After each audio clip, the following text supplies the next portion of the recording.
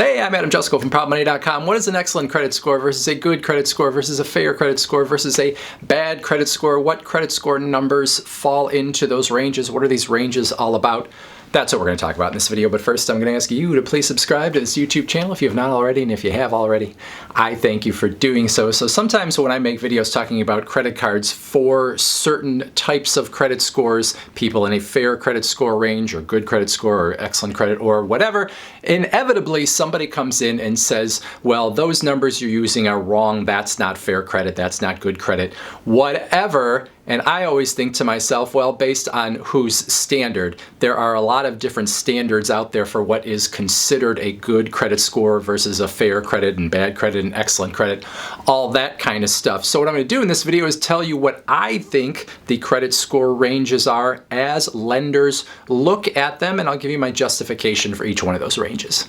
Now, when people do push back on my credit score ranges, what they often are using are the ranges that FICO tells us are the ways to think about your credit scores. So FICO, Fair Isaac Company, the creator of credit scoring models, has a range or a grid that shows the different ranges, and it says that over 800 is exceptional credit, over 740 is very good, over 670 is good, over 580 is fair, under 580 is poor. And so those are sort of some vague ways that you can think about your credit score and think about where you fit in these ranges. But as far as I'm concerned, the lenders out there couldn't care less about the ranges that FICO tells them. They might like the FICO credit scores in order to try to get an idea of who you are, but they don't really care about those ranges. They're not saying, oh, this person has a 670 and FICO says that's good, so they're approved. So I'm going to tell you what I think lenders actually look at and the ranges that they use in their head or in their machines to try to figure out if they should approve you or not.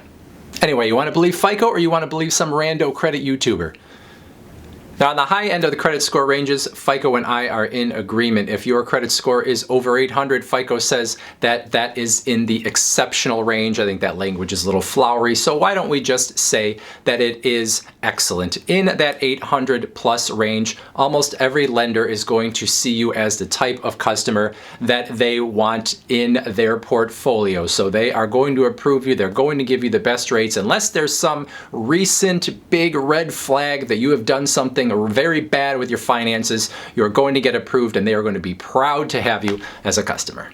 Now, FICO tells you that from 740 up to around that 800 point, you are in the very good range. I'm going to use a slightly different scale here and push that bottom number up a little bit, saying that you need to be from around 750 to 760 to be in what I would call the very good or maybe almost excellent category, where lenders are going to mostly look at you very positively. Maybe you would not get approved for something here and there if there are recent things on your credit report that they don't like the looks of. Maybe you wouldn't get the most excellent rates, but in most cases, if you're over 750 or over 760, you're not a whole lot different than the people that are over 800. So that is a good place to be as well.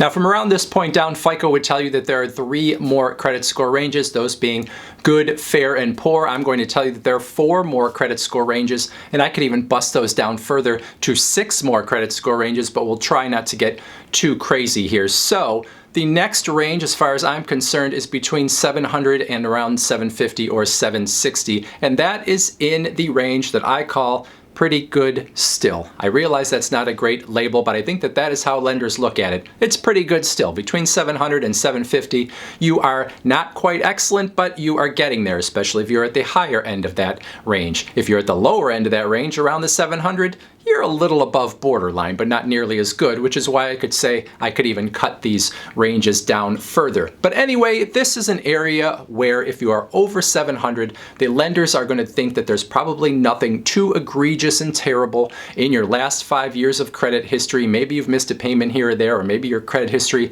is not super long, but they probably are going to approve you. They're maybe not going to give you the very best rates. They're maybe going to take a little deeper dive on you to make sure they feel good about giving you credit or giving you a loan, but your chances of approval are still pretty decent.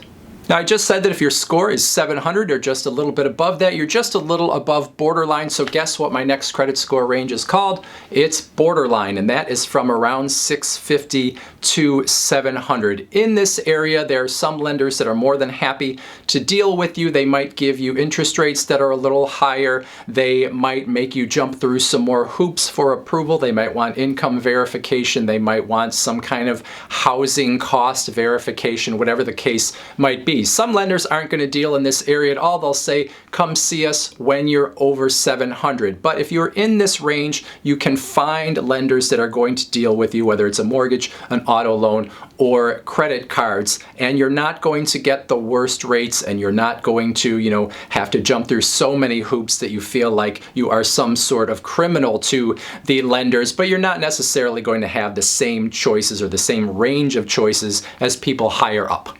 All right, that next range down is what I call fair trending bad, and this is from 600 to 650. If you're closer to that 650, we'll put you in the fair. If you're closer to that 600, that's where the trending bad goes. So this is an area where lenders don't necessarily have a lot of trust, and the closer you are to 600, the less trust they have. So this means some are going to work with you, but it's more likely that you're going to have to pay annual fees on credit cards. You might have to pay something extra when it comes to mortgages and auto loans. Your interest rates are going to be higher, all that kind of stuff. On credit cards, sometimes you might not be able to get any rewards. You're going to get sort of the bare bones stuff that keeps you in the unsecured territory, but you're not going to get a whole lot more. So this is a place where some will deal with you, some will not deal with you, but no one is going to treat you like you are their most favored customer unless this is the place where they play and they know they're going to make some fees off of you.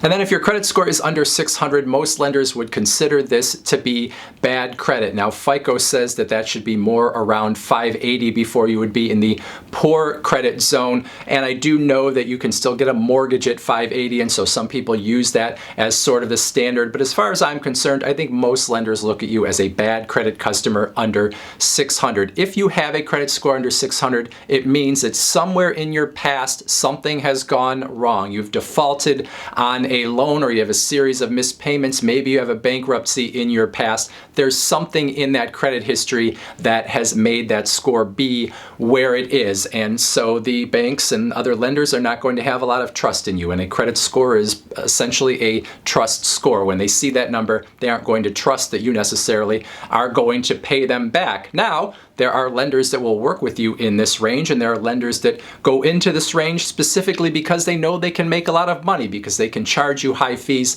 they can charge you high interest, and even though there are going to be more defaults probably from people in this range, they can make up for it by all the fees and extra interest that they charge. So this is not a place where you want to be. You want to get out of the bad credit range as fast as possible.